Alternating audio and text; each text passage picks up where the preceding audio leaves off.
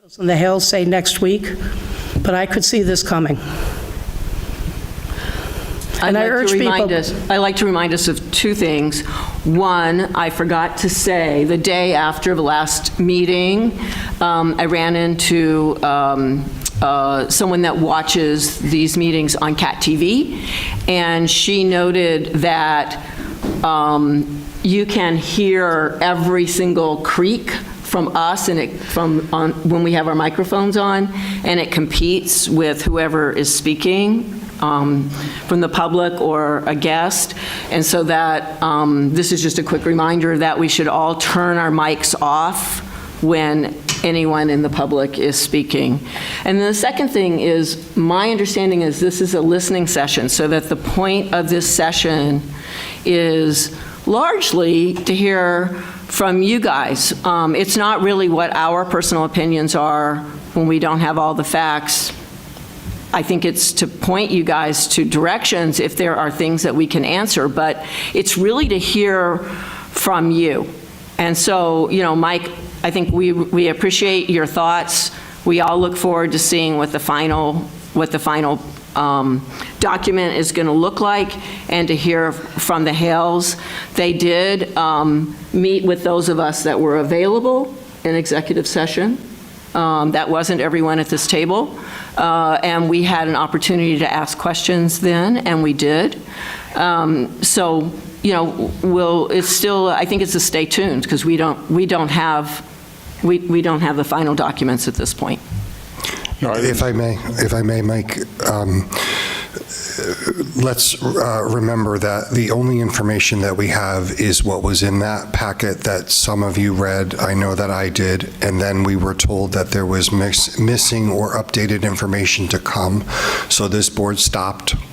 That information is still outstanding, so we can't take what's in that packet as final, because we've been told that it needed to be updated. We don't know that there is a meeting scheduled for next select board meeting. The Hales have not committed to that. We've not discussed it. The $400,000 number that I just heard, annual expense, is a made-up number. It ties to nothing. I want to caution us about listening to misinformation.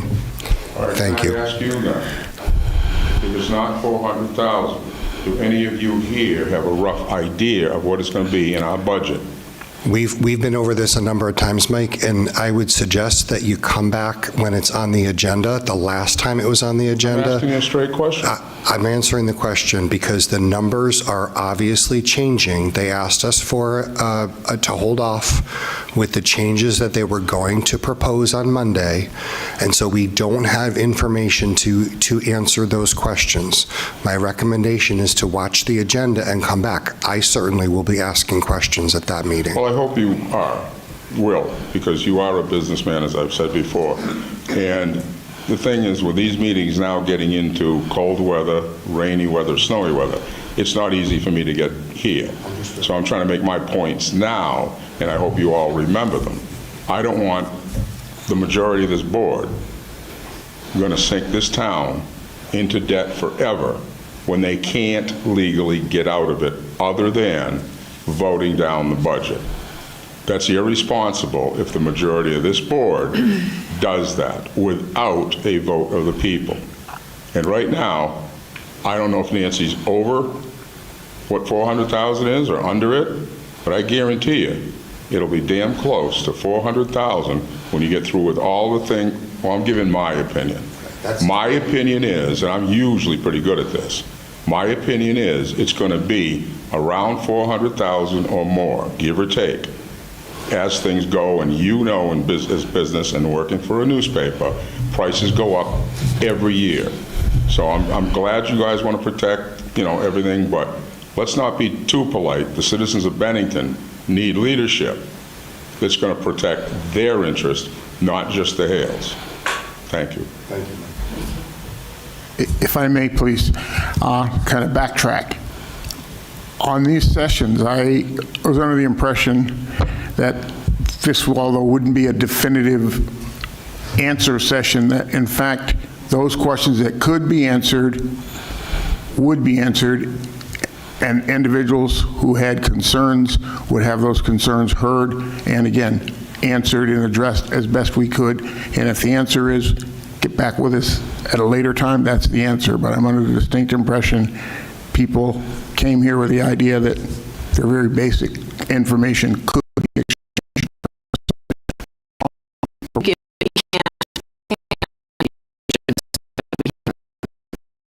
information. So if it's something that we can refer you to someone or we know the answer, we'll happily do it. Who else? Mary. Mary Morrissey, Bennington. I'm wondering why the board has not asked the Hales about the time frame with this project.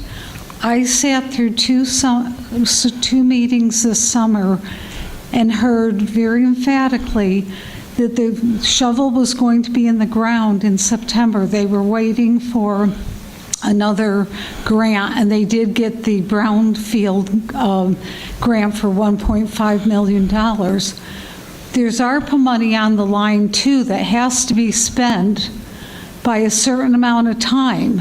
So where are the financials on this, and is there some document that shows what the financials are? Because those grants don't just hang on forever. So there's a lot of questions that you should be asking, pretty hard questions to Shannon and Dan and the Hales, because this is turning into not a good project at this point. I was all in favor when we talked about senior housing. You know, we talk about housing in town. What a wonderful way if older folks wanted to downsize and have a wonderful apartment building. That would provide other housing on the market for people to be able to buy, you know, a house or whatever. So it would be a nice kind of circular way of adding housing to, you know, to the market. But you've got a lot of tough questions on this project, because now I'm very concerned with how this is rolling out, and now they're even trying to find out new information. Not a good plan. Thanks, Mary. There actually is quite a bit of information about the ARPA timelines and the time frames for the funds. I think there's 39 sources. Is that Over 30. okay? More than 30 sources of information of funding, both state and federal funding, as well as private investors. Is there a full document? Yes, there is. And each time that Zach has come, he has given us an updated list. And what he did share with us was the very last pieces. And someone correct me when I say this incorrectly. They are in the process now of going back to each of those investors and doing sort of the buttoning up piece at the end, which takes a couple months to do as well. So Zach will talk about all of that. That was part of what his presentation was, and the time frames. You know, the town staff have been very careful to make sure that the ARPA funds are not in jeopardy, and they are not. And he should be able to give us that. He'll give us the adjusted time frame, I think, and he can explain why the shovel in the ground has moved several months. So he can explain all of that. But yes, we are definitely on top of that. Go ahead, Jane. I just want to make a quick comment. Much of the discussions that we have had with the Hales have had to have been in executive session. So I don't want anyone to think that all we've had the opportunity to speak to the Hales is an open session. We've had several executive sessions where we ask very tough questions of them. So I just don't want people to think that what you know is the end, and there's far more information that we obviously can't share when we have executive session. Also, I wanted to just I'm not being able to recall this, but maybe our town manager can. Yes, sorry about this, but do you remember the meeting date where the last grant approvals were noted? So Representative Morrissey can look at those. I know it was fairly recent. 2 meetings ago was the brownfield announcement. Okay. I don't have that. So within 3 meetings, I think? Brownfield was 2 meetings. Okay, so they did show every stacking fund of source that they have approved, so you could look back at those. Can I just make one more?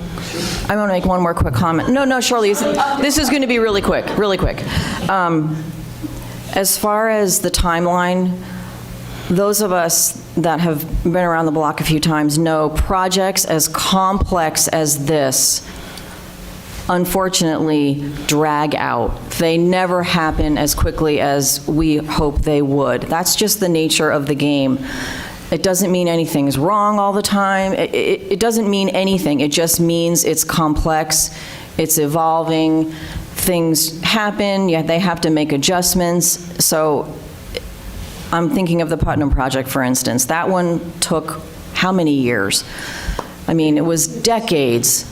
It's still in progress. Right, so there you go. So this is not as complex as that, but it's pretty darn complex, and it just takes time and patience. So I just wanted to add that. Okay, Shirley. I was actually just going to make a simple suggestion that maybe, there we go. I'm sure, Zach, the Hales are going to come with a presentation. Is it possible to have that put out on the website, under the Ben High at the town website ahead of time? Even if it's a day ahead of time, so people can look at it and digest it a little bit? I think just as it was, as it happened this time, it went out on the third. So we put all the information out that we have the Thursday before the meeting, and it's under the select board packet. Yeah, usually presentations aren't part of that, though. That's yeah, what I so was it was, thinking. yeah, so, yeah, I mean, Stuart, I'm looking at you, even though you're in the, is there any reason that Jonah couldn't go ahead and put the presentation up on the Ben High site? It would be whether or not we have all the information at the time the package is released. So it's whatever we have in the packet is what we can put up there, okay. It just seems that it might eliminate some questions or give people a chance to digest what the Hales Yeah. can show And us. are you talking specifically about, are you talking about the PowerPoint that Yeah. they'll use? Yeah. Yeah, well, we can ask that. Yeah. Yeah, we can certainly ask them. I think that's a great idea. I think that Yeah, would be if they great for can do us it. as well, to kind of look over the whole presentation and Exactly. give us time to digest that and ask And our have questions, questions. because people always say, you throw the information out there and you don't necessarily have time to Yeah. know what your questions are going to be.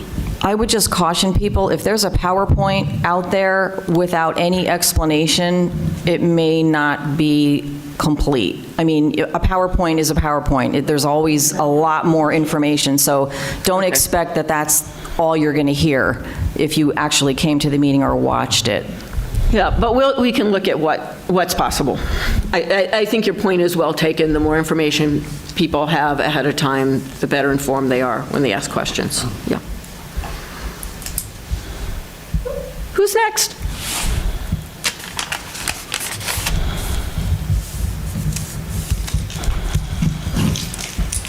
Debbie Matt, Bennington.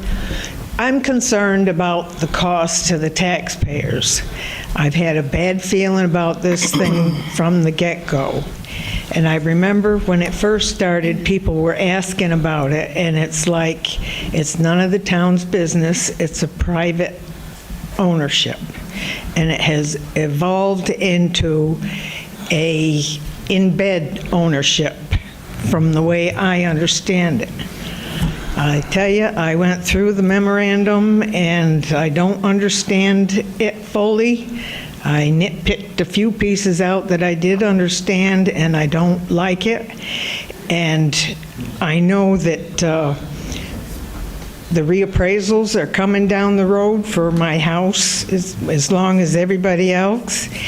And I believe Social Security is slated for a 2.5% increase this year. So my prescription plan alone is going from 12-something to 50-something a month. So 2.5% isn't even going to cover that, let alone anything else. And I just see that the cost of this building is unreal. And I do know that Hale promised Meals on Wheels they could have a propane kitchen, and I know most people that are cook, you probably could hit every restaurant in town and they cook with propane. And now because he got that $1 million grant, he's locked into nothing but electricity, if I understand it right. I just see this as a big money pit, and it scares the daylights out of me. Last number I heard was $49 million, and nobody can tell me for sure how much it'll be worth when it's done, and I heard the number 6 to 8 million. I mean, I'm sorry, but I'm not a mathematician, but that doesn't sound like good numbers to me. Thanks, Deb. So the reason that we keep saying that this is private is because it is. I don't know what the final numbers will be, but the last numbers we did hear was around 49 million to construct it. That is all on Hale Resources, and that is why they have 30-plus sources of funding coming in. Many of those are grants, but some of them are loans.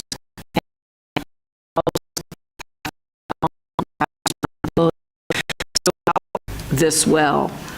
But we are not, the amount of money that we are putting into it has not changed. So, I mean, so I think, again, I think it's helpful. Zach is incredibly eloquent explaining how this all works. He's shown us the funding streams and where every single dollar is coming from and what it requires in terms of stipulations and what's grants, what are loans, and, you know, like, he's very comfortable talking about this. He knows a lot, and so, you know, I think let's let him do that rather than trying to muck it up among us, because we aren't the people working every single day putting all those funding streams together. And we're not here to guess what the next presentation will be, and I think that we hear the caution coming from the public, and I will speak for myself and tell you that I appreciate that. I'm looking at it with that caution as well. The last time that this board agreed for Hale to continue the work that they were doing, it was my agreement there was because I understood that there was no additional burden to taxpayers, and where there was a difference in annual expense to the town, I was shown where that revenue was coming from, existing places where it would no longer need to be spent. It was going to be instead spent at the new Ben High Senior Center Meals on Wheels complex. That's where I'm at on the project, and until I hear the update, I don't have an opinion. And it's the job of this board to be responsible for the people of the town of Bennington. We have to be accountable to our taxpayers, and this is going to be far more expensive than anyone could have imagined to our town taxpayers. And I hope that Zach will have a number to say, because I've not seen any contract saying this is what the taxpayers will pay, and we will never charge them over that a year, because obviously that is going to go up each year if you understand what we're going to be billing our taxpayers for.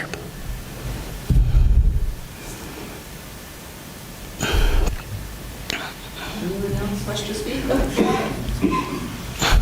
Good evening. My name is Jim Carroll. I'm from Bennington. Or speaking to the mic. Okay. My name is Jim Carroll. I'm from Bennington.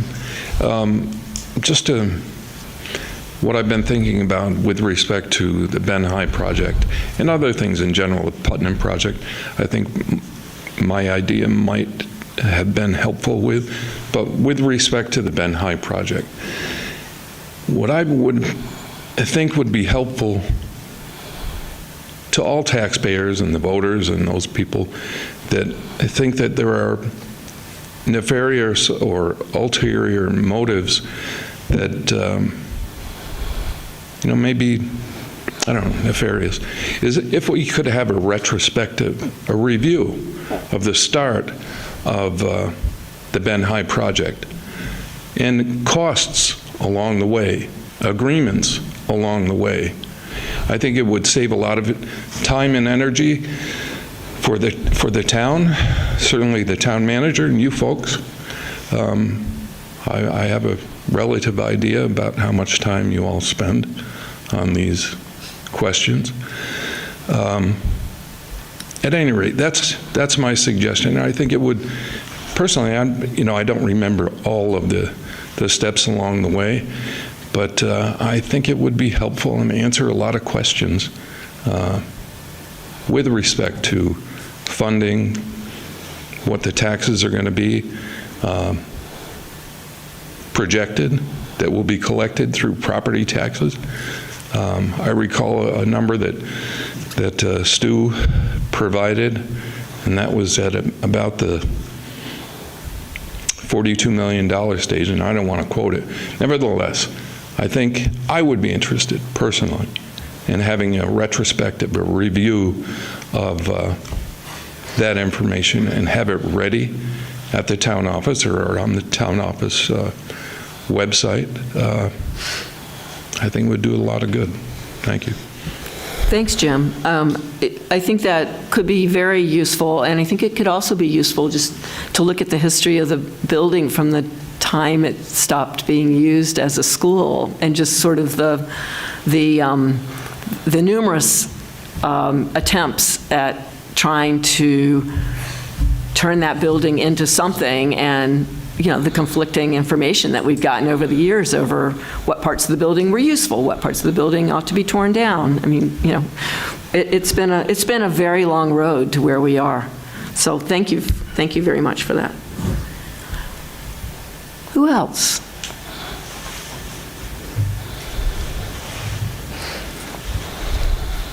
My name is Deb Hewson, Bennington.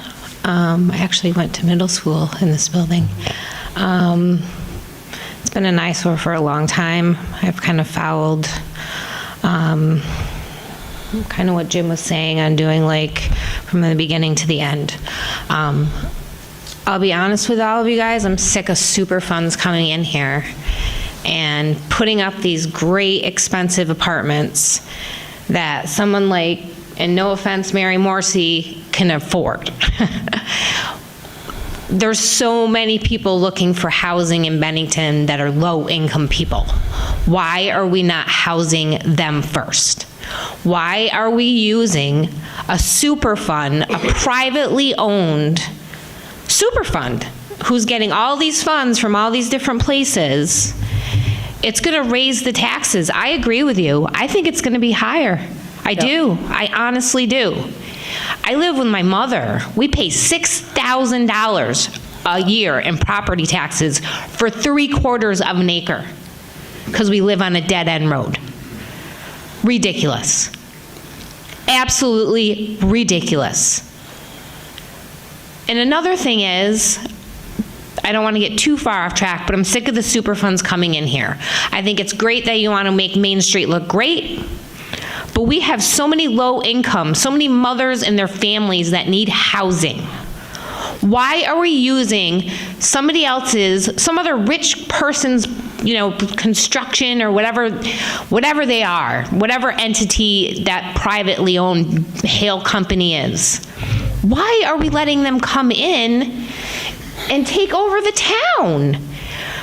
These people are not going to be able to afford housing or the apartments. The seniors, he's not going to be able to afford it. I wouldn't be able to afford it. It's absolutely disgusting that you guys would even think about doing something like this. It's appalling. Absolutely appalling what you're doing to the town residents. Can I ask you a question? When you say super funds, are you Are you thinking that there is some super rich individual that's coming in and developing? Yeah, the Hale Company or whatever, Zach Hale, whoever Zach Hale is. No, so Zach Hale is a person. So Where's he getting all the funding? He's getting all these grants. Yeah, so they are funds from this, the funds that are going to support the apartments. Jean, you may remember because you asked at the last meeting, but I believe it's 17 of the units are affordable units, and X number of those are perpetually affordable. And then another portion of them are market rate. But half of them, and some of them, are designated for transitional housing for people who have been unhoused prior. The funding streams are things like state preservation funds and cleanup funds because the building's old, so it has asbestos in it. There's some funding that was received because the census tract that Ben High is in is is a very poor area, and so there are particular grants to revitalize areas, not gentrify, but revitalize areas that are low income, so that recreation could be there, so that childcare could be there, so that people could live there and be in an area where it's walkable. This is not high-income housing. Some will be market rate housing, but the breakdown was like basically half of it is affordable housing. The company that Hale Resources is a local company, and they have done a lot of renovation. They own and manage a lot of properties in town. They've done a lot of revitalization on Pleasant Street, and some of the family shelter, which is Norton House. I don't know if you know it, but it's okay. So that was not a project they were involved in. Shires did that one. But they've been involved with Thatcher House across the street, and they also did the house catty corner across, that's beside the bus station. So they have been involved in trying to revitalize that area, and actually, I mean, maybe it's a plug, on Saturday from 1 to 3, there is a walking tour of Pleasant Street because they've been part of a push to put the street on the historic register just because there's so many beautiful old houses there. But so this is not an outside company coming in with tons of money. This is a local development company, a real estate company that has spent the last couple years pulling together lots of state and federal grants and loans so that they can renovate a building that otherwise we'd have to tear down. Wouldn't it be cheaper to tear it down and take the $2.9 million and buy affordable housing for low? And you just said we're poverty stricken. What's market value rent? $1,200, $1,300, $1,500 a month? Nobody can afford that. Yeah. Mothers and children can't afford that. Okay. People on welfare can't afford that. Homeless people, that's another thing. What are we doing for the homeless people in this town? So some of the housing is specifically how much? For 19 out of how many apartments? Well, we're slow. I mean, I think we all agree that housing isn't happening as fast as we want, but this is actually 40?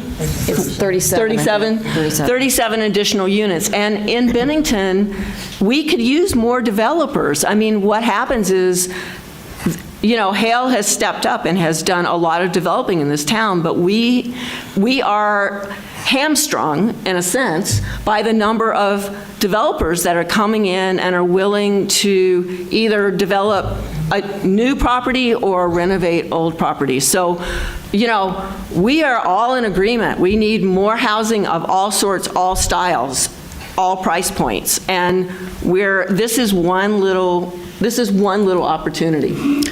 When you hear the cost of when you find out what the cost is to create just one of the one-bedroom apartments, you'll understand why there's no housing in Vermont. Because the way the federal housing system is set up, rather than opening it up to help, regular landlords have a decent amount of money, when you're spending, I don't remember, but I'm sure it's going to be between $300,000 and $400,000 just to create one apartment, and that defies logic. Excuse me. And as far as homelessness goes, in Bennington County, we are the only town that has had a shelter. I think we opened the first one or supported the first one over 20 years ago.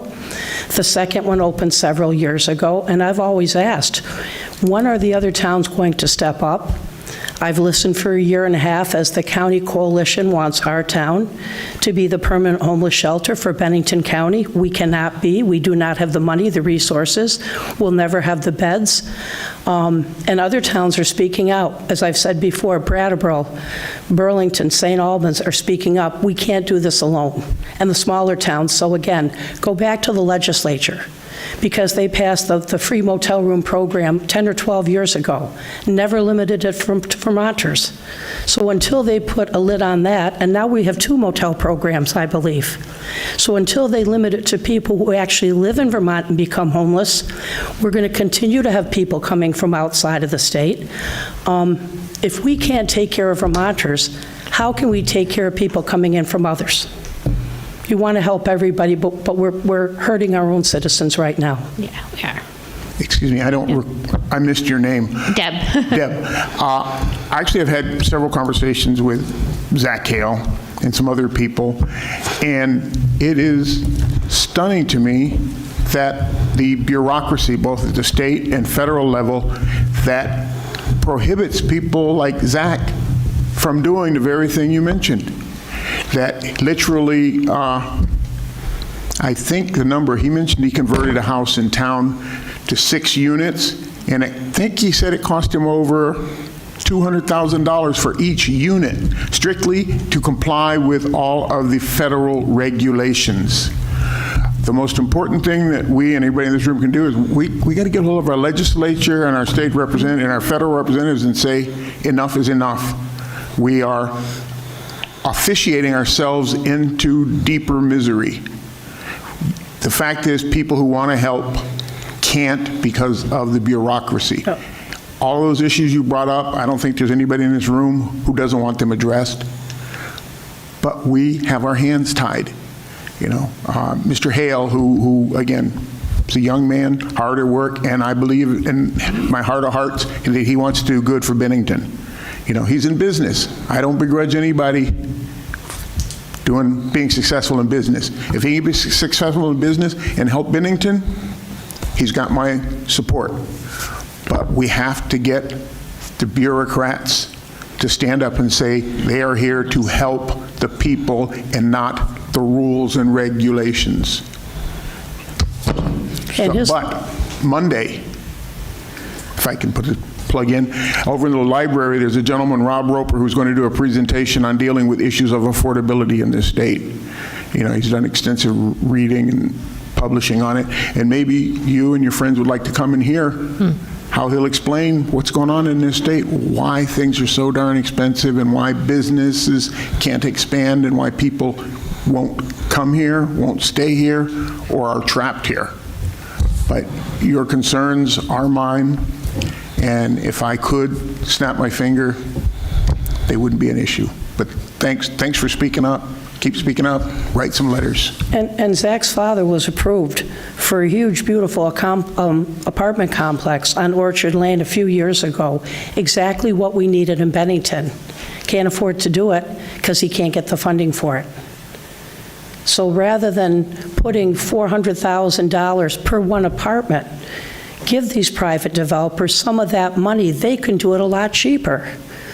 But it's all these federal regulations until the states say enough and break it down so we can make it affordable for everybody. We're never going to have the housing that people can afford. Yeah, I do understand that. I do understand that there's a lot of bureaucracy that's going on between the state and the federal, and I know that there's, things you can do and you can't do, your hands are tied and whatnot. But I just really think that, can't we find someone who can do it cheaper?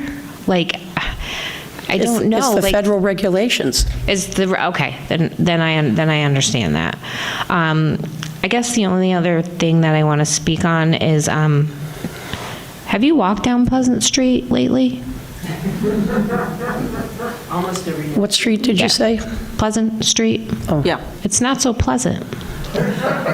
We're very aware of that, and that is part of the renovation that is going on that street, and it is part of the value. So in the early stages of, not early stages, but maybe 2-3 years ago, as part of the redevelopment of the Ben High area, there was a survey, there was a health survey done on the street that involved the Department of Health and the town to look at living conditions, to look at where do kids play, what resources do they have, what is available to families, and it was very clear that having a recreation facility at Ben High in their backyard would be to their advantage. They also would not have a building, which I'm sure you've seen, the back, broken windows, not very secure, so it would be transformed into a place where people lived, where they had recreation, where they had childcare, and it has a very different meals on where you can go get a meal.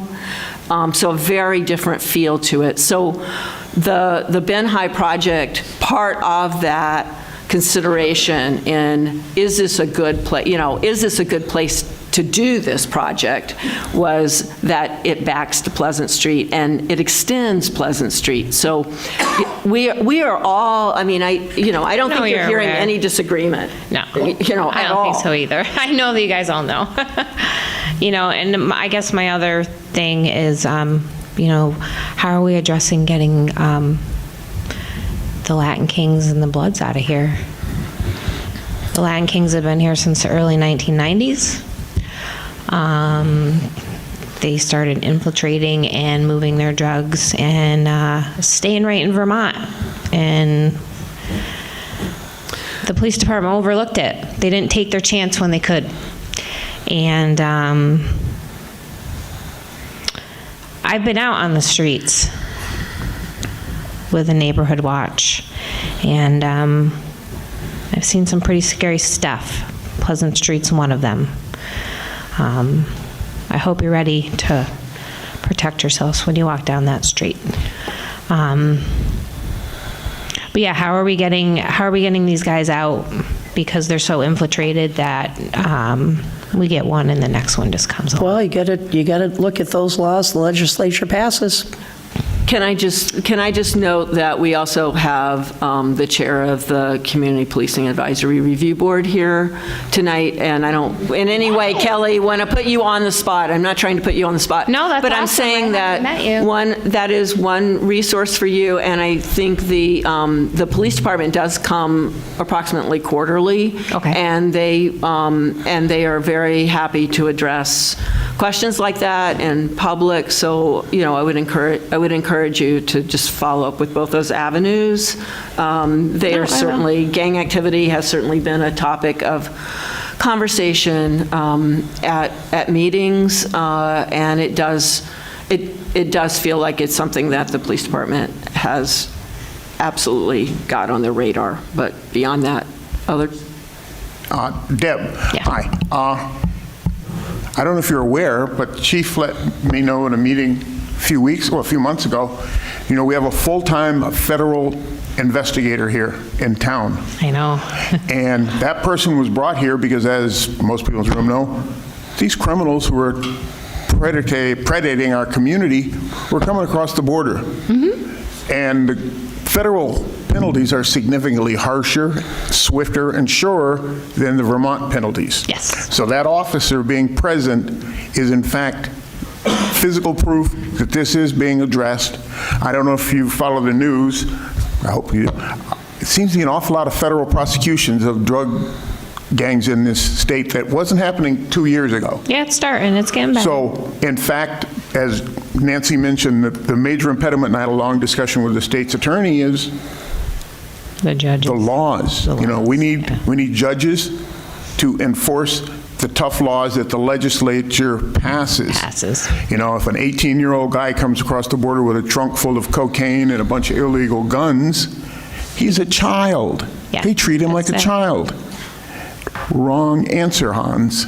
Yeah. And, you know, again, I can't stress it enough. Write letters, make phone calls. We have to insist that those people in Montpelier are representing the public's interest and safety, and when they aren't, we need to call them on it.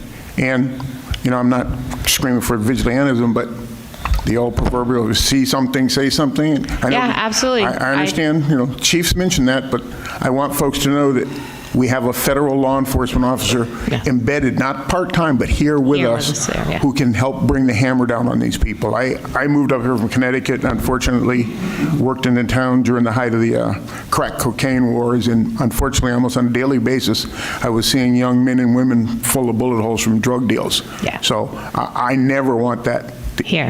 even think about happening in this town. Yeah. But it took people down there, stood up, and made hard decisions, and we're doing that. We're trying, we're getting there. But please, people in Montpelier is who we need to deal with. We need to get those people in Montpelier as dedicated as you are to dealing with these people. Yeah. Yeah, just don't forget, you know, about the families that, low-income families, the drugs, the homelessness. And do we have a 24/7 warming shelter where people can go? No, we do not. What we have a singles shelter and we have a family shelter, and those are usually full. We are actually in the process right now looking at, they're called annexes, but basically appendices to the local emergency management plan, which I refer to as a LEMP, but apparently that's not good form. But anyway, that document lays out what we do if there's like a cold, when there's extreme cold and when there is extreme heat. And so we're in the process of identifying places where people can go when the weather, not only places where they can go, but also how do we actually notify people so that they are aware that that the shelters are open. So this is not something that Bennington has had, and it has been difficult. We've worked on this for a long time, and the impediment is that several of the churches in town are willing to open their doors for warming or cooling shelters, but an organization that knows something about working with populations, with people who are unhoused, and all the issues that may need to be addressed, needs to step up and take responsibility. Yep. In order to get insurance, you have to have an organization that takes responsibility, will take charge of the training, and will take charge of the staffing. And so, the organizations in town are so UCS overworked. is overworked. Like They haven't been no one has been able to No one. step up. So that is an ongoing discussion, but now the town, the police department, and locals in the area that have been advocates for warming and cooling shelters are all working together to see if we can do something different than what we've done in the past and actually get this done. So there is an ongoing process. The Bennington County Regional Commission has a staff person who has been our facilitator for these meetings. But it is a work in progress, and, you're certainly invited to, to take part and to give suggestions on this if this is something you care about. Yeah, it's something that, I really do care about, because, any of us could end up homeless tomorrow. We just don't know. I guess the only other thing is, besides the warming shelter, is building this concept of my mind of how we're going to have all of this stuff at the old Ben High. So I'm just trying to place, the Meals on Wheels, the community center. It just seems too small. So I guess we'll see how that goes. And I guess try to just work on getting outreach. I mean, the town can't hire outreach people to go out in the streets. The thing, I just saw a job through the Bennington Coalition, or Bennington County Coalition for the Homeless, that they have an outreach coordinator that's going to actually go out in the field, and, they want them to bring these people, the homeless, and find them housing. And that was actually a job that I was really interested in, but where are you going to put them? Where are we going to put them for now? What are we going to give them? I will say there is a group that meets monthly, and I would suggest that you connect with the coalition. Roxanne is part of that group. Turning Point is also heavily involved, and they do a ton of outreach work. You may want to join. It's a housing solutions group. You may want to go to a meeting, see if there are ways to connect. There's no housing. That's the deal. Where's the housing? Where are we going to put them? We're going to build a $57 million complex that's going to house, rich people for $2,000, a month for rent, not including utilities, and have the low-income kids from Pleasant Street come and play in the playgrounds. I just don't see how that's going to mix. You're right. Conceptually, it just doesn't make sense in my head. It just doesn't make sense. I would suggest connecting with groups that I don't want to connect with anyone, because there's no place to put them. Here's the problem. In Vermont, the towns and villages used to take care of their own citizens. Yeah. And for over 30 years, we've had all these different nonprofits popping up, and they're paid to address the issues. And we have groups, the same person needing help may have 4 or 5 groups working. We don't get the funding from the state to do this. All the different groups do that. And most of these are county groups. So they're supposed to help everybody in Bennington County, but it appears the plan is they want to bring everyone to Bennington. Well, we'll never have the beds, we'll never have the housing, and nothing is being asked of the other towns. Then you shouldn't be supporting them. Supporting who? Supporting these so-called groups that are bringing people from the outside in. There's more gang members and addicts hung up at the hotels and the motels than there are homeless people. I understand it's a state level thing. I know, the judges have to use the law, but I just wish that our town would really just stand up to these flippin' drug dealers and get them out of here. And the vigilante thing, you're not too far off on that. He's really not. And I don't want to see our town have to come to that, because let me tell you, I've had a lot of experience with a different gang down in Philadelphia, and the Pagans, and they're meth addicts, and they're freaking scary, and they will cut you up in pieces, and they will leave your body parts strung down Main Street. And I'm really hoping that our town does not come to that, because it will. And these people who are out chasing kids at night with black hoodies on are going to get themselves killed too. Yep. And they're packing guns with them, loaded, which is illegal in the state of Vermont, while they're driving around chasing these people. getting out and doing whatever when they're going to turn around, they're going to end up shot. So we really need to be careful on who are like these so-called groups that are going out and doing these neighborhood watches, because they're going to get themselves killed. They don't have any experience. They don't have, it just doesn't, I mean, I know that people are going to do what they want to do, but you don't chase kids with black hoodies at 1 o'clock in the morning in your truck with a loaded gun, with a bullet in it, ready to shoot. Because let me tell you, what's going to end up happening if that keeps on happening is that they're going to get a bullet from behind, or they're going to get a bullet from the front. Now, did you say you're part of a neighborhood watch? No, I was a part of a neighborhood watch. I went out and did it by myself because I'm street smart, but I'm also highly educated. And I did it, and I video recorded, and I put a lot into the police department. Whether they took that information, I don't know. But I also came upon that right on South Street, and I videotaped it because I wanted our community to see. Because that's another thing. Half of these people in this town don't know what the hell is going on. Yep, I agree. And that's a problem. Yep. And the more people that we can get to these meetings to discuss these things, I think the better off is our community needs to take care of itself. Yep. I mean, it's not that hard.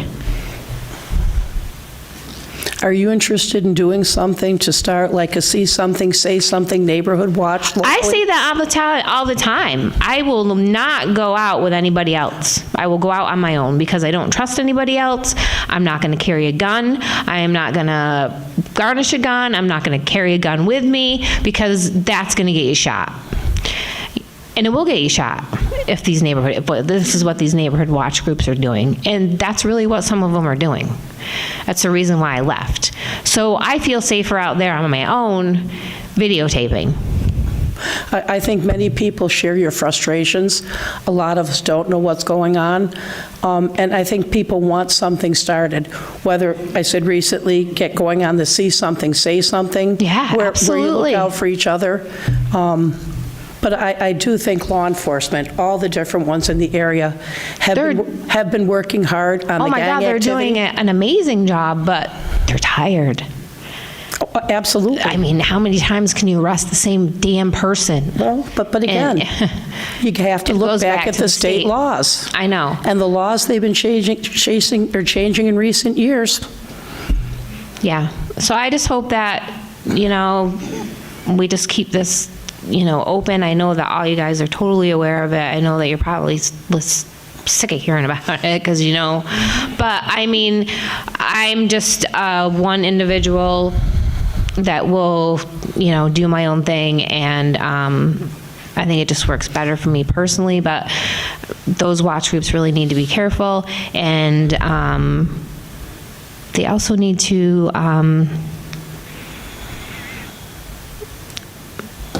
just be vigilant, or just be aware of what they're doing, because it's not going to end up well for them if they don't. So I just hope that people stay safe out in those groups, and that we just keep on, I'll write letters, I'll do whatever, I'll keep speaking up till something changes, because, I would love to do the see something, say something. I've always done that, but I think that with the gangs that have infiltrated in here so much, it scares the shit out of people, and they don't want to say anything. Yep. And you're right. I mean, I could have got killed doing a video from that live that I did on South Street. Seriously. Those gang members can find out who I am, where I live. And that's why a lot of people are not doing the see something, say something, if you see something. It's just, But several years ago, when it was national, and it went well across the country, I really think we need to get going and do something rather than talking about it, because I've heard a lot now for a year. I'm sure. If everybody's on board, and I think several years ago, pretty much everybody, it's not keeping, you know who's in your neighborhood. Your neighbor goes away, keep an eye on my house. That's how it used to be. Everybody looked out for each other, and I think we need to have a system like that again. I do as well, but I think the problem is that a lot of people that are in apartment complexes on Pleasant Street have a drug dealer, who Oh, it's not just Pleasant Street. Oh, no, I know. I'm just using it. I shouldn't probably use Pleasant Street as an example all the time because it's not just on Pleasant Street, whether it be School Street or Lincoln Street or whatever, River Street, it's Benmont. That people living in apartment complexes might have a dealer next to them, and if they rat them out, because they're going to find out eventually who ratted them out, they're probably going to end up dead. And so, we need to somehow make our community more aware of what's going on, how to be vigilant, how to stay safe, and how to be able to report things anonymously. Because I don't want anyone to get hurt out there, and it's neighborhoods too, not apartment buildings. Exactly. It's homes and, yep. It is. I mean, there are mothers and daughters and fathers and sons and switching around, whatever, that are stash houses, and I don't know. It's all over, so I just hope that... I think practically everybody shares your concern, and we need to stop waiting for somebody to do something. I think a group of us need to get together, figure out what it is. I know the police department, the BBC, others are talking, and I've said we really need to start having public meetings. I think a lot of people would turn out. Yeah, I think that public meetings with the Bennington Police Department would be a wonderful thing, and with the Sheriff's Department, so the community members can get to know them. And, I know that they're wiped out. I know they're tired. I know that some of them have switched positions because they're burnt out.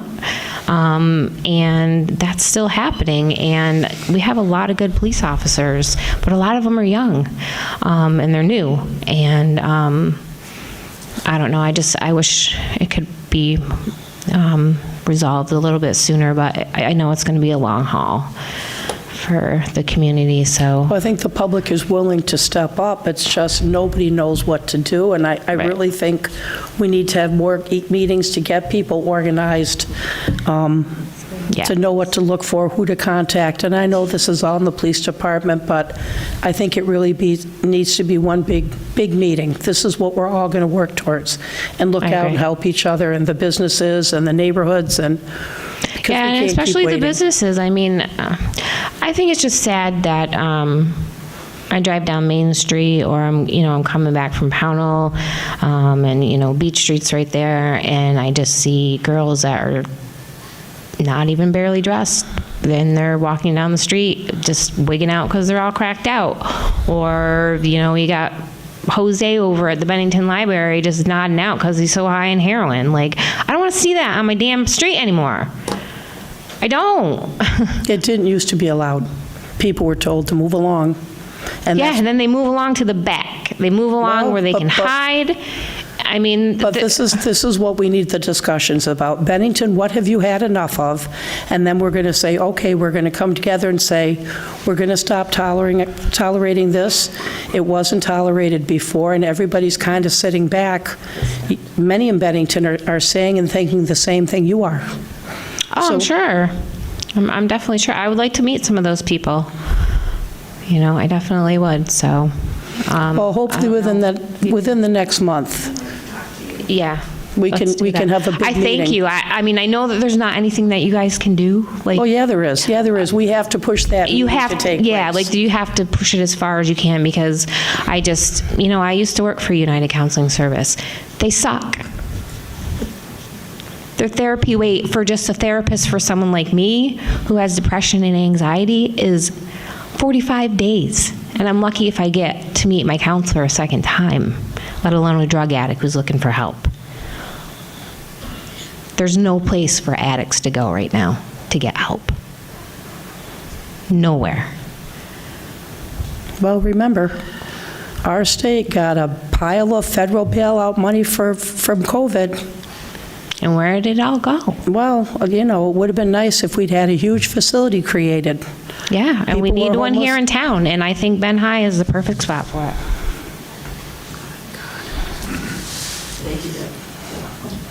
Thank you, Deb. Other comments? Kelly? Yeah, you're wanting to come up?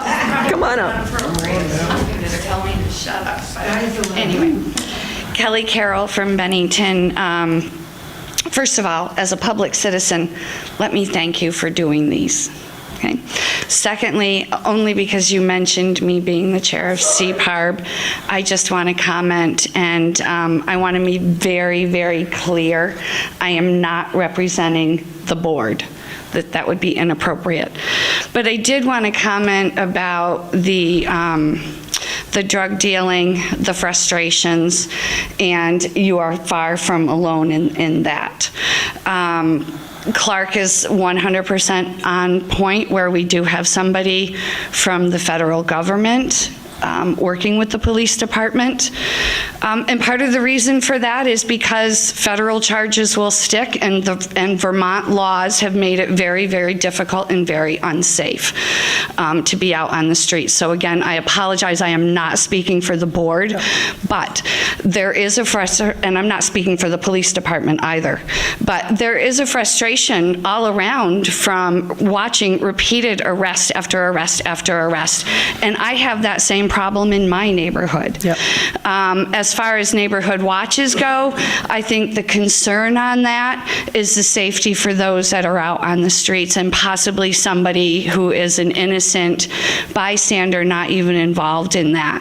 So as far as see something, say something, absolutely. And I think, if you do talk to some of our officers and say, well, what do you need? A lot of them are going to say, communicate with us. Tell us what you see.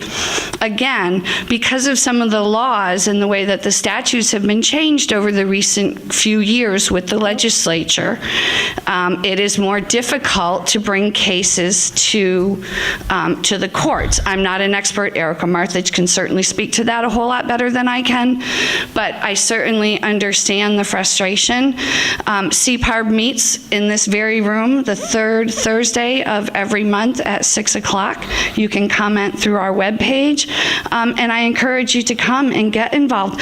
The chief or one of his representatives is at our meeting usually all the time, and it's interactive, so come out. And we also do some listening sessions around the community, and we'll be working on getting some dates out for November and stuff like that coming up. So anyway, again, personal opinion, not speaking for the board or the police department, but I just wanted to clarify that they are trying. It just takes a long time, and I'm going to tell you something, I've gone through it in my neighborhood, and I'm one of those mouthy peoples out there going, bah, bah, bah, bah, get out.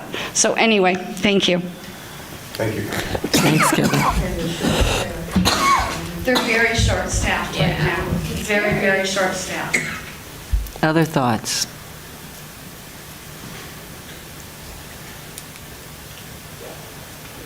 Do any of you want to become a police officer? Can we go to the second round now?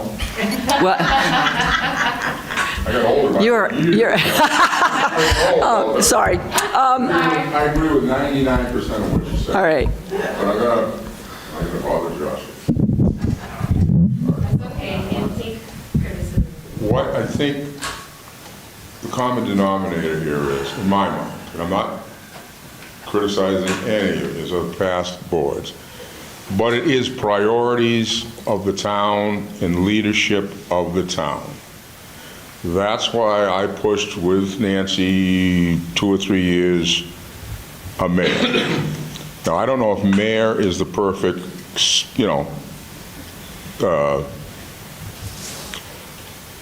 perfect thing for Bennington, but we need somebody that's going to represent the people and what their priorities are. And I'm going to switch this around now to Benmont. Benmont, the money we spent on that was not needed at this time. And nobody seems to give me an answer on what the town taxpayers paid for what they did down there on Bennington, Benmont, down by the bridge and by Apollo and everything else. I know that the grant, you got a grant, but that was only for design from BCRC. But the money in our crew, that was a lot of money. Gotta be a lot of money. I do have a petition out there to make it so you can't just go up and we'll get signatures at the vote out in November 5th. But we need to prioritize what this lady's talking about and others. What is going to bring Bennington back to where it used to be 30 years ago, 50 years ago, 5 years ago? You know, this project with the Ben High has taken way too long, and it isn't even started yet. The Putnam Block spent $34 million to date and has brought us nothing. You don't see people getting off the highway to come and say, oh, our $34 million investment.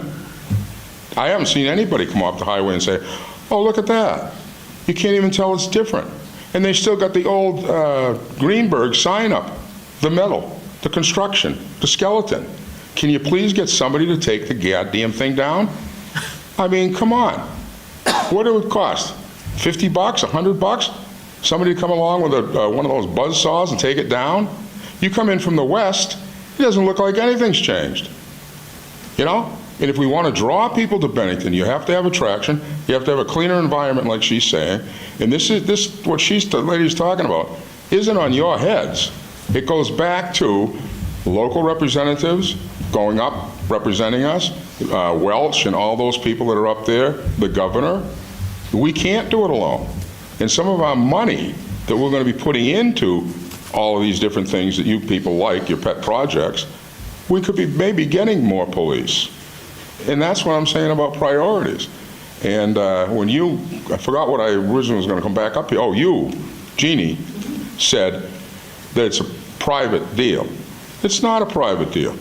There's no way in hell Hale's thing is private. If it was private, Hale could do it by himself. The town is his partner. If you, the town people, said, no, we're not going to fund this, guess what? It wouldn't be done. Hale would be out of this tomorrow. And you all know it. So I'll rest my case, but what this lady said and others say, and these meetings are constructive, but I agree with Sarah over there about the meetings, the regular meetings maybe being too long. I don't think they're too long. I think you need to concentrate on the public's business and stop entertaining all of these nonprofits. And she's not the only one, this lady, that I've heard about UCS. And there's other people I've tried to help through UCS and other, I won't name different organizations, but they're not doing virtually what they should be doing for the pay that they get. And that's where it comes back on your backs. Why can't I get a warming shelter? Well, for God's sakes, you could have taken some of that ARPA money, maybe, legally, I don't know, and created a warming shelter. You had $3 million, $2 million. You know, if you really care about the people of this town, put yourself in their place. And I have I've all my life been in a wheelchair, so I can see from a different angle than you people. I know what it's like, but I've had a great life. I've had a great, great life. I don't bitch about nothing. I've done everything I've wanted to do. Now that I'm getting older, it's tougher to do things, but I have no regrets at all. But I can see from where she's talking about and others are talking about, and the drugs in this town is terrible. And we can't root it out if we don't have more cops, and also if the cops then arrest them in our laws in the state and or the feds, just let them loose. So I am hoping, and I know it's not the place to do it, but I hope we get a better president than what we've had. I want to go back to Trump. So Can anyway. I just want to address several things you just said. So our budget for the police department budgets for a full police department. So it is not that we've shifted money away from the police department. They recruit. If they can hire and the person that they hire can complete all their training, then we've got another officer. But in no way, I don't want you to think that any select board, and like I'm going to guess from the very beginning, but it's certainly been true for the last 8 years, has ever remove money from the police department's budget. I didn't say that at all. Well, you said we could reprioritize and then maybe hire some more officers. I'm just saying hiring officers is completely separate from the budget. We have the money there to do it. I agree with you. Two, The cost, we are partners with the Hales so that they can access a lot of the funding that they're getting.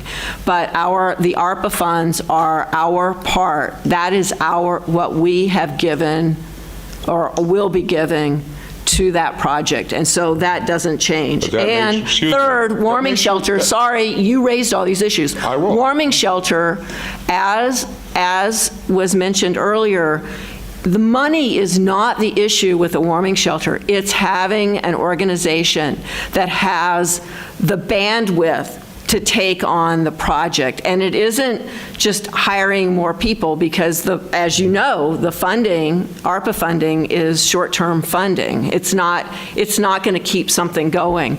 It's that organizations are saying, we don't have the bandwidth to do it. So it is not, again, because of money. It's because they can't do it. They don't have the staffing. They don't have, it's not in their mission, whatever. I mean, there are all kinds of reasons for why it doesn't happen. But again, I think, we're not disagreeing on priorities of hiring police officers or having warming shelters or making sure that we keep costs as low as they can be. But I do not want you to blame the select board for not putting money where these things matter, because the money is there. It is really how to do it. And all of us are in meetings all the time with community organizations trying to figure out how to do these things, because the town doesn't have the expertise to do most of these things, but we are willing to be partners where we can be. So we don't disagree on what we want to see done, but I do not want you making comments about the select board taking money away from I didn't say that at all. Good projects. I didn't say that at all. But you did take money out of the DPW. Instead of fixing the downtown streets of Bennington, you picked a project down on the end of Benmont that did not need to be done. That was done with taxpayer money. That was done out of road work money. Correct me if I'm not right.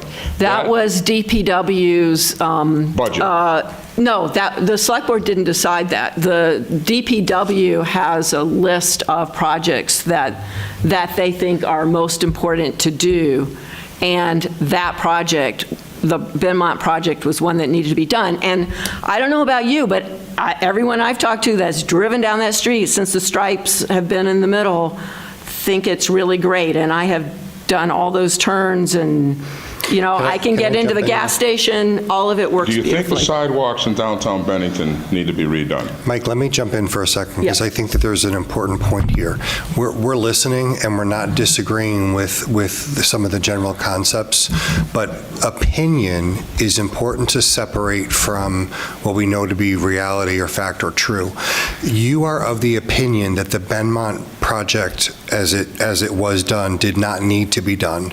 And with all due respect, sir, that's your opinion, and I appreciate that. The deciding factor was, here are a number of issues on Benmont. Here are a number of potential solutions. Some of them speed, some of them hairpin turns, and that list went on. And in any other, just like in any other area of town, those things are reviewed and evaluated, and potential solutions are brought forth. So to say that it was done unnecessarily, I respect that that's your opinion. That is not necessarily the opinion of all or others. I am of the opinion that that was a complete mess, a disaster, unsafe. I drive it every day, and I am feeling much safer after the work has been completed. That's your opinion. As is yours, Mike. And we both gave our opinions. You said it wasn't necessary. Now, as a select board member, could you answer this one? Could that money been better spent, not better, could have been spent instead of there to do the sidewalks in downtown Bennington? No, it was specific money for that project. You got that money from the taxpayers? No, we got that money from the state.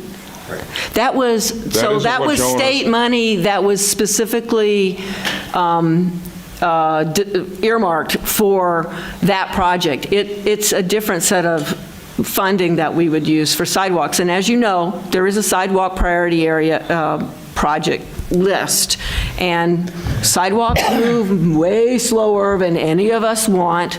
You know, there are parts of town that many of us think should have sidewalks that have no sidewalks at all. Did we use our own crew? Yes, we did, to cut down the costs. Okay, so we could have used our crew to do some of the sidewalks in Bennington this year. Apparently, Benmont needed to be done. So, I mean, again, I think Ed's point is well taken. You know, we're just gonna, DPW was part of this conversation. This was considered a priority, and it does appear to be safer now than it was before. I don't drive anymore, only this thing, but when I did drive, I never had a problem down there. I'm happy to hear it. I'm very happy to hear it. And I'm not a very good driver in this thing or my other car. I have seen you on the road. That is true. Don't criticize. That is true. I don't criticize you. All I'm saying is priorities. You people got these jobs, you were voted in, leadership. What are the priorities? First, second, and third. What's going to make our community better? That's my point. And right now, when these people come out in front of you, UCS or anybody else, and they give you their band of, once in a while you could say, hey, do it or get off the pot. You don't have a warming shelter. That you and I have had this discussion. You're right. It's not the town of Bennington or the select board to create a warming shelter. You may help them get some money, but these organizations are not doing their job. They should be creating a warming shelter. Simple. Simple. No more 5 years, 10 years, 100 years. Create a warming shelter, and they don't do it. But they're not going to do it unless the town leadership says to them publicly, do it, or don't come in front of us anymore. I will remind people that once a year, on the ballot, the people of Bennington vote whether to give money to a wide range of organizations. Not all the ones that have been mentioned today ask for town funding. Some of them do. And that is a place where the taxpayers directly decide who gets taxpayer money. The select board does not decide. All we do is make sure that they do their petitions or get their information on time. And if they don't, then they don't go on the ballot. That's chump change. That's chump change. 5,000 here, 7,000 there. But that's what we're talking about. That is what we're talking about. That's all the taxpayers give. That's right. But you can help them get grants to do a warming shelter. If you can help Zach Hale come up to $50 million, you can't tell me you can't get a grant somewhere or open up Facebook to get volunteer money so Bennington can build a warming shelter. I'll just remind you that we have offered to do that. So someone has to step forward, you know? Mike, remember what Jeannie said a few minutes ago about the lack of the organization to step forward, because it's not a money issue. It's first a resource issue, a people issue, a training issue, a mission issue. So I want to repeat what she said earlier, because what you guys are saying is not falling on deaf ears. And we're not just deflecting and shooting down what you're saying. Your input is exactly what these meetings are for, and they are very much appreciated. That we're not going to change something tonight. There isn't going to be a warming shelter initiative started tomorrow because of this conversation, but it might lead to something good that can come of it. But you folks need to step up to them and say, we just had a meeting, and here's what a main topic was. We're not going to entertain seeing you every other week promoting your whatever if you don't capitalize on a warming shelter. You can do that for me. You can do it for this lady. You can do it for the whole town. You don't have to sit there and just be polite all the time. They come in front of you. I've not been accused of being polite, ever. Well, you're rude to me all the time, but I don't mind. Good. I'm glad we're clear on that. What I'm saying, if I was on the board, which I'm not, but next year there's going to be hopefully 3 or 4 new ones on the board, and I'm going to beat them up the same way I'm beating you up. Priorities, don't listen to the garbage that comes in front of you under a regular meeting. If they're not living up to what they should be, as an organization, point that out. If you don't want to point it out publicly, point it out behind the scenes, and maybe you people have. But it is tiresome to hear about a warming shelter, and I'm sitting there going, well, doesn't our town care about people out in the cold? I knew a guy a couple of years ago that died because he couldn't get, he was a wacko guy, but he was a hell of a guy. I do want to reiterate that that process is going on right now. Process. Identifying and figuring out how we can do this, who takes the lead, how and so we're doing it under the emergency management plan, which we haven't done before. And that was a community led initiative to get those appendices in the emergency management plan. So, I think... And that's where it belongs. And that's where it belongs. Yeah, I think it makes more sense.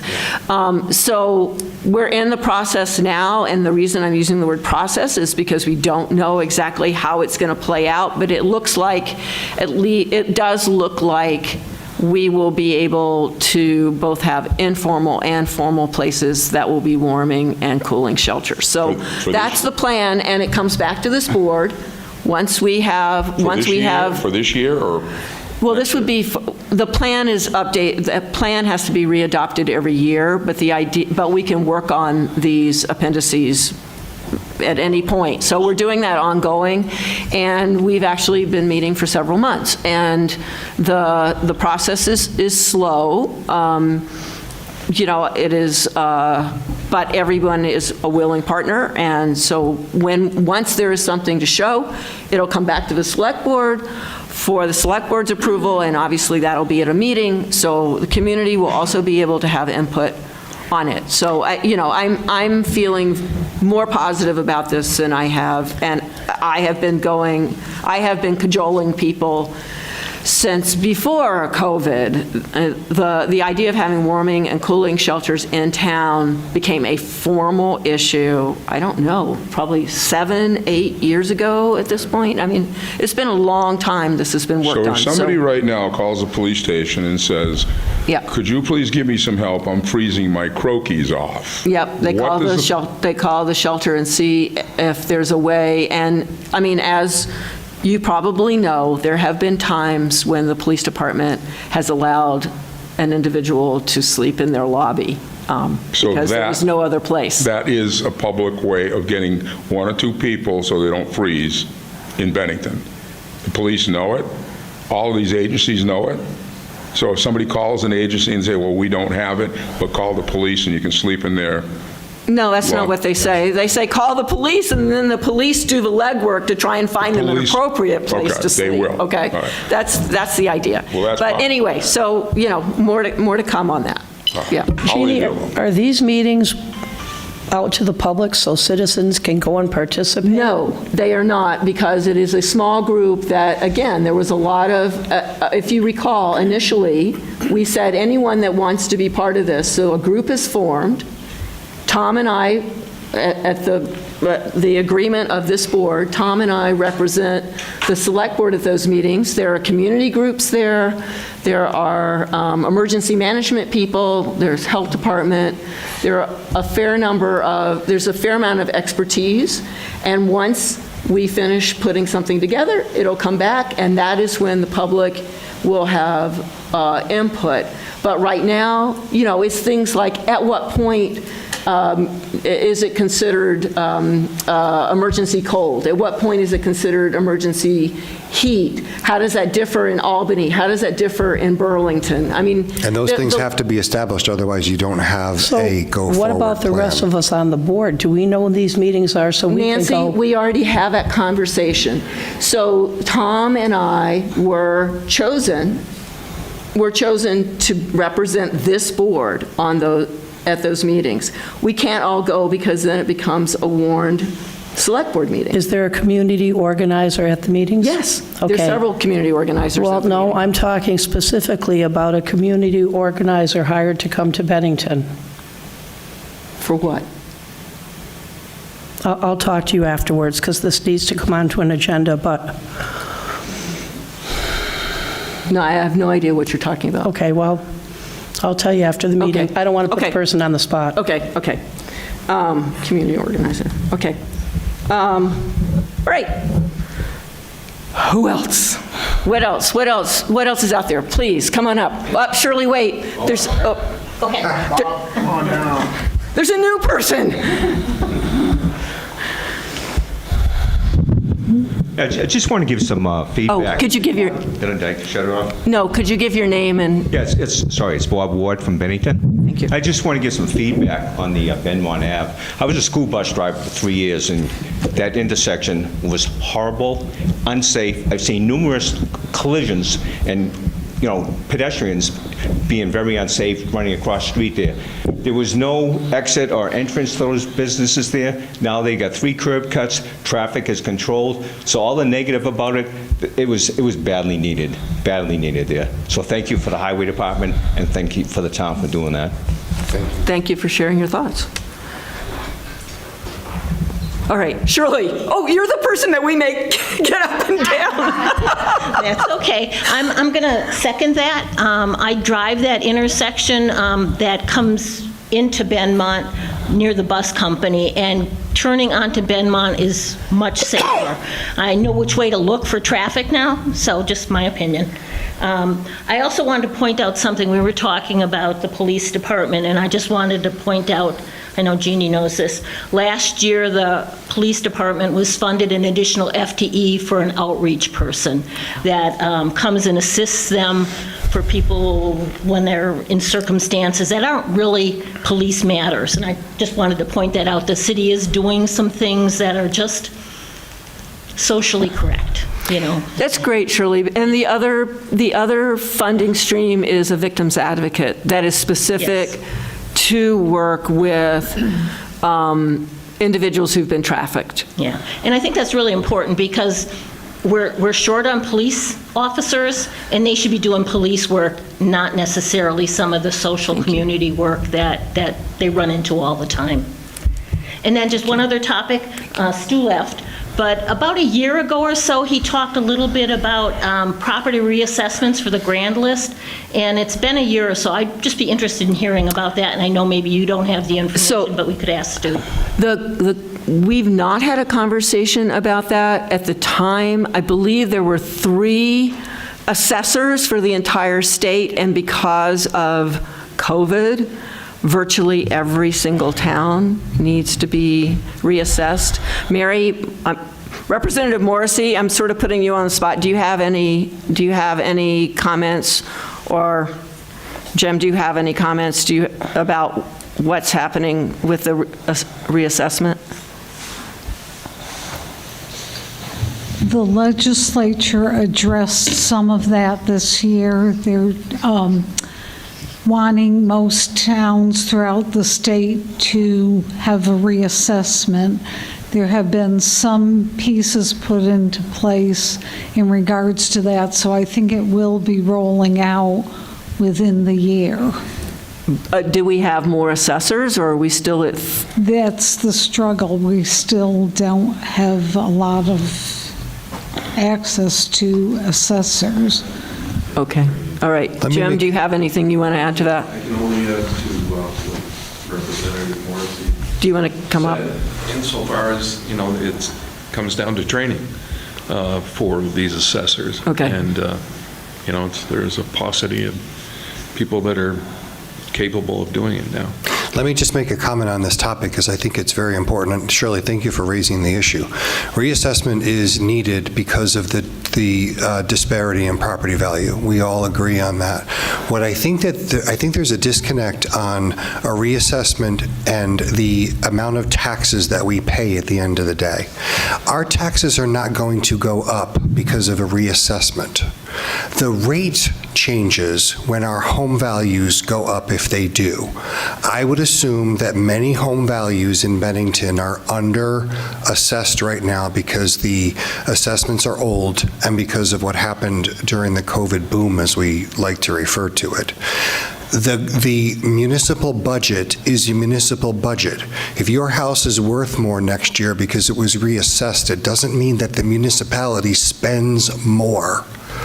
So please be aware of the fact that the two do not go together. That makes sense? If Really your house important. goes from $150,000 to $225,000, your taxes are going to go up. Nancy, Whether we- that's categorically not true. Yeah, Jim, did you? Of Thank you. course it is, Ed. Jim?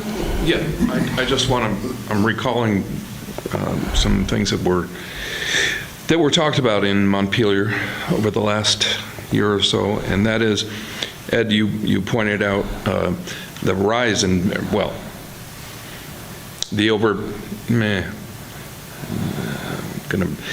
overvaluing of properties after COVID, because people were moving here because it's a wonderful place, and don't take my word for it, people were buying homes sight unseen over the phone, and there was a bidding war, and the real value of those homes technically hadn't changed, but the selling price just jacked that up.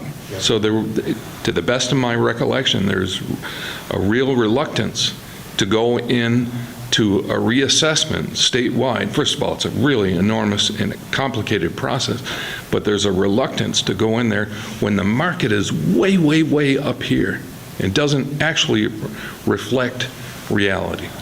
It doesn't accomplish what the goal was. That's a very good point. So I'm interested, if my house is worth $150,000 and Clark's is worth $225,000, Clark's not paying more in taxes than I am? That's not what I said. Let me make myself But clear. I'm not- Let me answer your question, Okay. Nancy. You just put it on the table. Today, your house is worth $150,000 and Clark's is worth $225,000. Right? Yep. He pays more taxes than you do. Yep. Next year, your house becomes worth $225,000 and his becomes worth $275,000. That does not mean that either of your tax bills go up. It still takes the same $100 to run the municipality, and the 100 is, a made-up number. This is basic taxes. I would encourage you to study it before you mislead the public. Clark, not Clark. So may I, please? We're here for a listening session for the public. We're not here for our We are, board. Sarah, thank you. Yes, so we're here for the public right now. We're not And here they're for a asking board about conversation. the reappraisal, how it's going to impact homeowners, property owners. I think the question, but I think the point that Ed is trying to make is that because your house is worth more, the town's budget is not going to double. We're not going to look at. I understand that, but the public has to understand. Their taxes will go up when the value of their home, and we have to be aware. Many people are tapped out. They're not going to have that money. So we have to look at every dollar we're spending now. Taxes are not going up as a result of reassessment. I'm not saying that, Ed. The point I'm making, many homeowners are tapped out. With the reappraisal, many are wiped out. People should watch the meeting they held in Putney, where people are being driven out because of their... I'm going to withdraw from the conversation because I'm not getting through to you. Okay, so are there other, yes, Debbie. Do you want to be a Debbie or a Deb? I don't care, just don't Well, call me. if I say Deb, you come up and say Debbie, and if I say Debbie, you're a Deb, so I'm like... For dinner? Just don't call me late for dinner. Okay. I've been called a lot of things, I'll tell you. So I want to get back to the police. I don't know exactly how long they've been shorthanded. Long time. And if... That I know of, and probably longer than that. Much longer than that, yeah. And I don't know...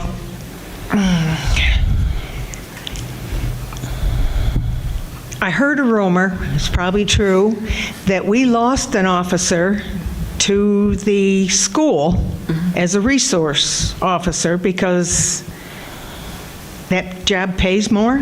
It pays more when you extrapolate out summers off. So I was wondering if there wasn't some way Because that's something I've heard periodically, that's one of the reasons why we can't get officers is because of the pay they're getting, and that we get some in and we seem to get them through the training process and they get all certified or whatever, and then they pay more, so that now we've trained them and we've lost them. Is there any way we can squeeze some money out of our town budget without increasing the taxes? There's got to be something we can dump somewhere to pay these officers a better wage, which I think will help on the drug thing. So, you know, this is a conversation that we have every single year. I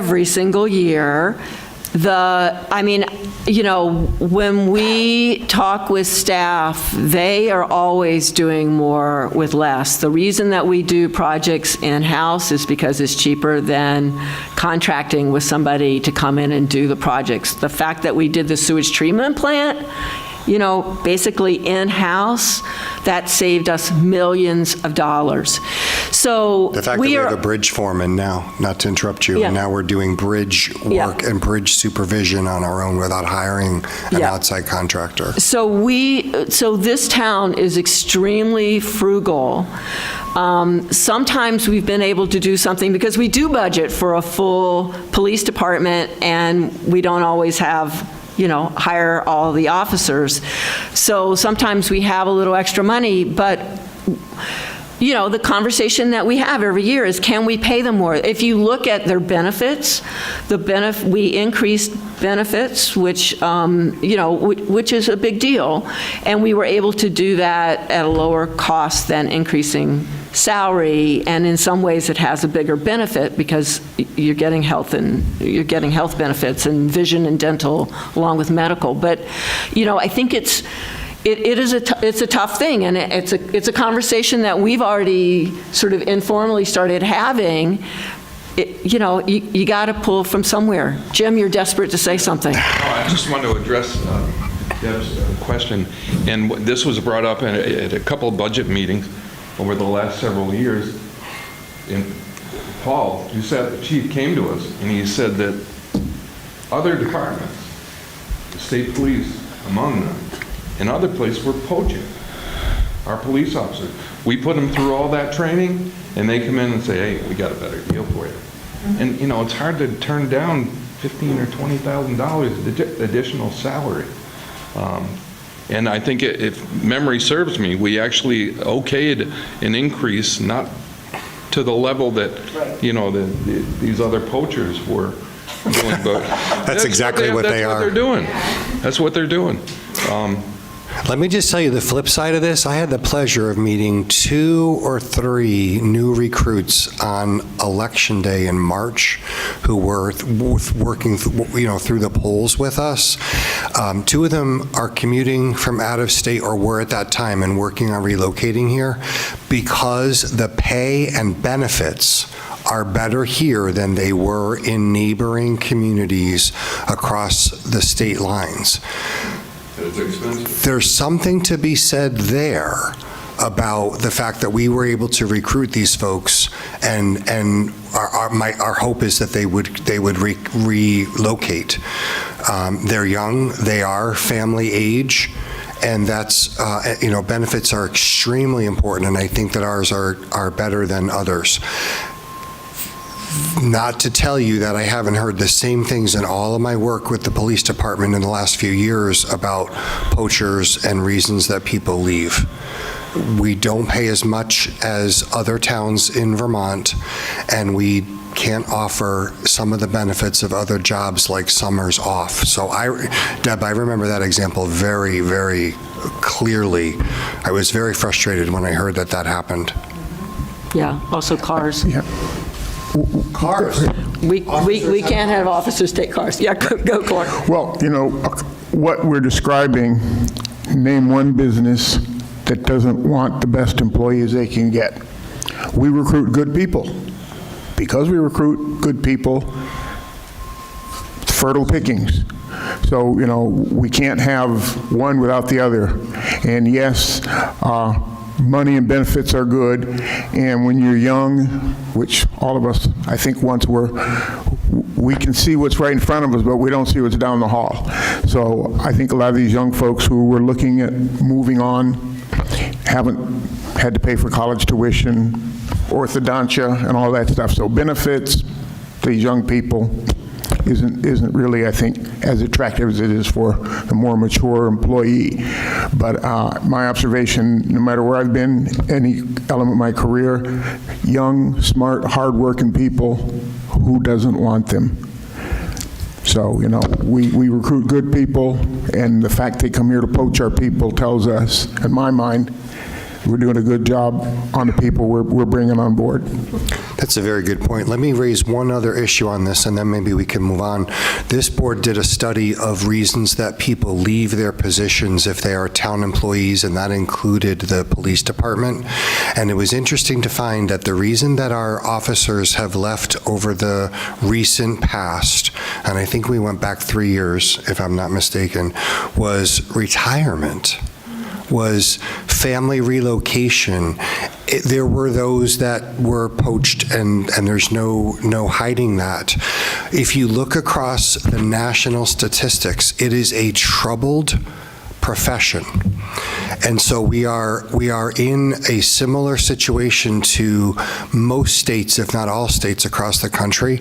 It's one of those professions that, you know, we say post-COVID a lot in today's world. I don't know if that's really the reason for it, but there's people much smarter than me looking at that problem.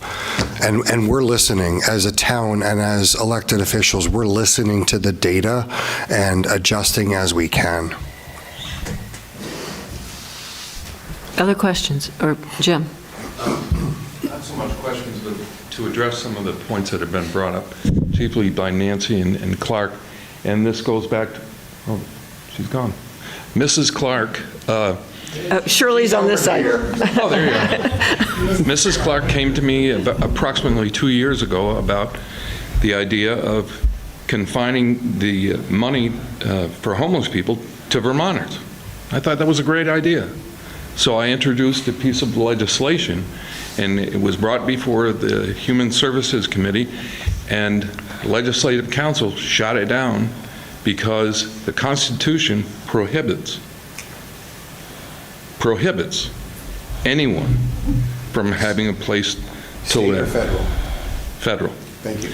And I begged and argued with the Human Services Board to throw it at the wall and see if it sticks. Because in other cases, particularly with a bill that was introduced about preventing suicide, it was spoken on the House floor that it was unconstitutional, it would be struck down, but the argument for passing it, which it did pass, was that if we save 200, 300, 400, you know, if it's somebody you love, then it's worth it. So I would love to have seen that pass because, as you said, Nancy, we ought to take care of our own first. So they're saying that Vermonters paying for 2 different free motel room programs, we can't limit it to Vermonters? Yep. Well, then I guess that I know what that means. Well, I mean, how many other states in the country are giving free motel programs? No, this had to do with federal funds. Yeah. It didn't even have to do with federal funds. It was funding, period. You can't deny people a place to live. That's what it came down to. But how many states in the country do the free I think, well, from what I remember that the Legislative Council told us is that this is countrywide. You can't deny. Every state, but what I'm saying. You can't deny people a place to live. But I'm saying. Clark is trying to say something.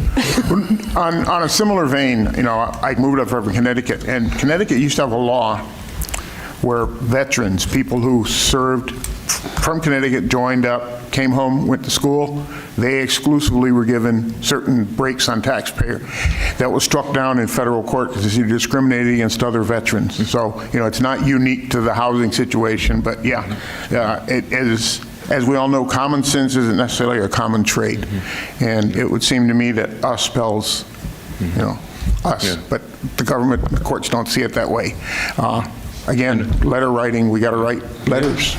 One other point that you brought up, Nancy, and that was about the money that goes into rehabs. I remember several years ago, there was a place right adjacent to the old still the elementary school.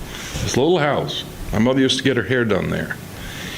And they were small apartments, one-bedroom apartments, $175,000 that the feds demanded went into the rehab of a one-bedroom apartment. And one of the local plumbers, who's a good friend of mine, I'd suggested that he take advantage of it. I mean, the money is going to be spent. He called me and he said, do you realize this is stupid money that they're spending, but it's a federal guidelines, and we cannot do that locally. We can't change that. There's Peter Welch and Becca Ballant and Bernie Sanders that have to do that. I mean, it's ridiculous, that kind of money. But but here's the flip side of that. If we want to rehab those blighted properties that are here in town, if we don't take advantage of that money, somebody else is. And we desperately need that housing.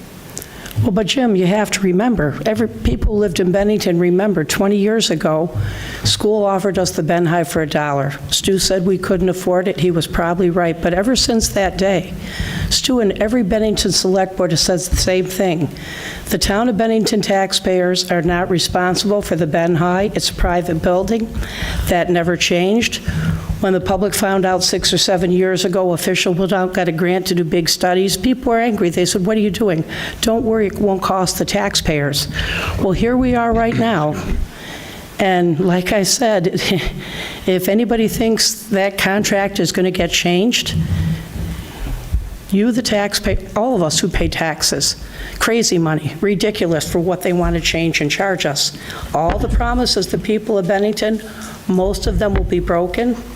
Our taxpayers cannot pay this. I do want to remind us that we already had that conversation about the fact that we have not seen the materials from Well, I can go through the list of what we were promised, Jeannie. Sweetie, sorry. Nancy, you know as well as everyone else at this table that the final materials from Hale Resources is not available yet. So it is really premature to have a conversation about materials we have not seen. And I've been asking the board since January of last year, please get the Ben High on more agendas. The public has to understand what you are asking them to pay for. Most people don't understand what they're going to pay for. We thought we would have that at a Monday meeting. We've discussed this for way too long tonight. When the data is available from Hale, it will get on the agenda as you have asked. It has been on the agenda whenever there has been data to share with this board and the public. And I believe this will be the 6th public hearing or public presentation by the Hales on this project. So it's not that they are not sharing information, and all the prior information is there, and you can see the funding streams and where we are in process. And So the please- changes are going to hit the town taxpayers hard. Okay. I want to answer one final question that both Deb and, well, two Debs brought up, and that was about Pleasant Street. I don't live very far from there, and you're right. Some parts about aren't very pleasant. And I want to draw a contrast between that and Shires. And I was a swing vote back in 2012. We brought $7 million in for Shires housing, and man, it was a tough vote. But I voted for it. And the thing that tipped me over the edge was that Shires requires a criminal and a credit background check. And if you don't pass, you don't live there. And if we could get landlords, and I'm not going to point any fingers at anybody specifically, if we could get them to do the same thing, I think things might change. Thank you, Chair. Just to belabor the point, I spoke with Mr. Hale. Again, we've had many conversations, and he pointed out to me that even in terms of financing these grants, or even going to banks, there's a thrust now, instead of rehabbing a lot of these buildings, which I see these big, beautiful buildings around town, which I think would be great, it's just, he can't, because of regulations and bank policies, they'd rather him tear those things down and put new construction than rehab those. So, we're dealing with a multi-headed monster here. And, people in this room clearly care and want to just cut to the chase and get things done.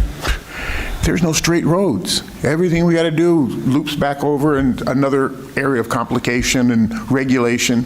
And somehow, we collectively have to slay this multi-headed monster because it's killing us. Trying to help people, it's amazing how hard we have to work to help people because of the very people who allegedly their job is to help us to help people. But that's just my observation. I got one more point that I want to address to what Clark said, and I heard this on Vermont Public Radio this week. And here's the conundrum. If we go in and rehab, like the Putnam Block, that's on the, Historic Places Registry? Yes, and there are strict parameters about what you can do. You have to keep, the Putnam Block had to keep the same energy inefficient windows there. It's ridiculous. And for some places out in the Midwest, what they're doing, and because housing's an issue all over the country, they're tearing down these places. And what's become more affordable and easier to do, especially with zoning and other parameters, particularly, and I think it would make sense in the state of Vermont, is they're building modular buildings. They're pre-approved. They meet all the federal and state requirements for housing. And, it would be sad to lose that visual and architectural history in our town, in our state. But, man, like Mike said a little while ago, you got to do it or get off the pot. We need housing desperately. And one of the first things that I learned in the Commerce Committee, which I serve on, is that the greatest impediment to economic growth in the state of Vermont is a lack of housing. Tom D. and I had a conversation over 10 years ago, and he said, doctors at that time, and I don't think it's changed, want to come to Bennington, but the housing isn't there. And they'll go somewhere else. As you know, they're trying to get a residency program here to train family physicians. We're trying to attract young physicians who want to bring their families here and live here. I worked for almost 20 years with a residency program. These folks have children, they have spouses, and usually their spouses are educated professional people. Yep. We somehow have to make housing and the amenities that young professional families are seeking. And it starts off with a safe, available housing. I won't say affordable because we all know doctors make a lot of money. I'm being a wise guy. But yeah, we got to do something. We're strangling ourselves with our own rope. And I don't have the answer other than the fact that we got to take out some scissors and cut them. And I can't say it enough. Not to pick on Jim or Mary, but we got to hammer Montpelier and we got to hammer Mr. Sanders, Mr. Welch, and Ms. Bailett, because the federal regulations are, in my mind, almost insurmountable unless somebody stands up and takes a chainsaw to it and cut to the chase. I do want to remind us that Mr. Bolio came and is doing a housing development. Great. We do need more, and that the went through Planning Commission, and we were very supportive of his work as well. We do need more developers. We do need more housing developers in this neck of the woods. We've got some properties, and I will say Ben High has been able to work around the historic preservation, to meet the historic preservation criteria and still put in efficiency in the windows. Yeah, I don't want you to have a heart attack in the back row.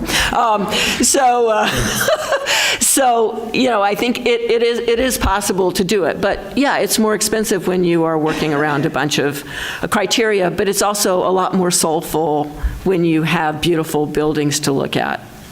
So the flip side of that is, on housing. I was in a conversation 6-8 months ago with a local realtor who told me that she either was aware of or had listing on a large parcel in Shaftesbury that was prime for development. 15 houses, 20 houses. Imagine what an actual planned community like that could look like. The cost to bring utilities was so astronomical that it was difficult to market the property. I think that, I may have read that that property sold recently, so I'll be paying close attention to that. But that would be a clean piece of property where it would make perfect sense, Jim, the solution that you talked about. We still have to get supporting utilities to that area. You know, in his last two budgets. You have to speak into the mic. In his last two budgets, and Mary can correct me if I'm wrong, but it was, I think, to the tune of $125 million to go towards new housing.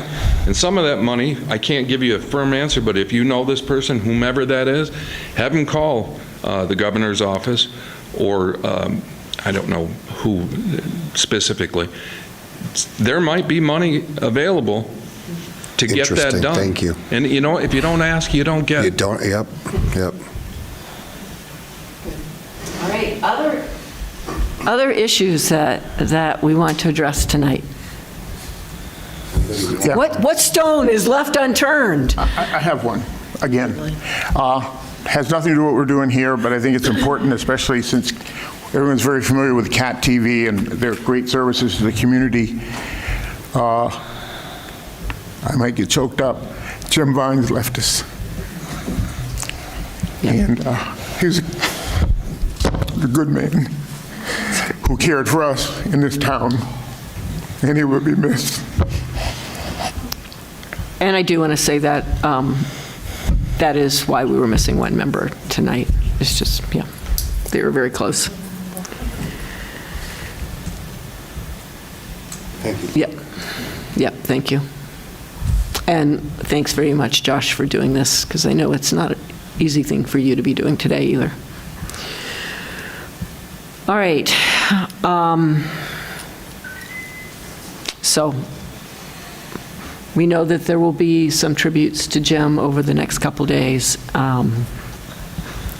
We were all very, very, very fond of him. So anything else before we call this meeting to a close? Mary?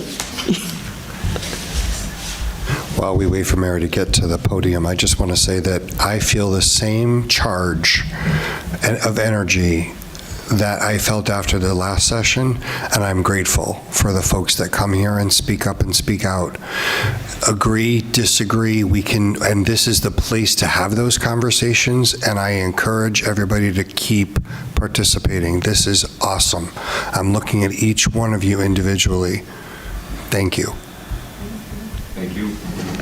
My simple question is, I've had a couple of folks in the Upper Gage Street area ask about when they might get paved. Is there a schedule coming or out there? There is a schedule. I mean, it resides with the town staff. What I would suggest is have them call the town office and they can get a specific answer. It's just that some of the folks are older and have missed kind of the summer of walking up and down their street, and you know, they just asked because the sidewalks had some damage too. So is it the sidewalks or the road? No, it's the whole Upper It's the whole thing. Street Okay. needs to be paved, but also the sidewalks and some of where the you pull into your driveway is not good. It's difficult to walk on that street. I use that as a loop because it's a great walking loop. Yeah. And it is difficult to walk on that street. You find yourself weaving around telephone poles that Right. are in strange places because you can't follow. Yeah. Right. I got an answer. Oh, you know? Because I addressed this with Stu because I met a resident of Gage Street at McDonald's. And she told me about the problems there, and at that time, this was about a month ago, dust. and they had oiled the street to keep the dust down, but it had rained. We'd had a heavy rain and it washed it away. At any rate, I called Stu and I said, what's the plan on this? And he said, well, we're not going to be able to get to the road surface until this coming spring at the earliest, or the summer. But what Stu said it will be done is the dirt will be dug up, and there's a hard pack. It's actually repurposed blacktop. Ground pavement. Yeah, and that'll be in place to keep down the dust. But, this particular lady, and I'm sure this was probably true, the people that Mary spoke with, they couldn't open their windows. They couldn't open their car windows because the dust was so nasty. And, what I want to point out to those people, anybody who's listening, really, if we're public servants, and it's the greatest honor that I think I'll ever have, and I think that goes for everybody sitting here.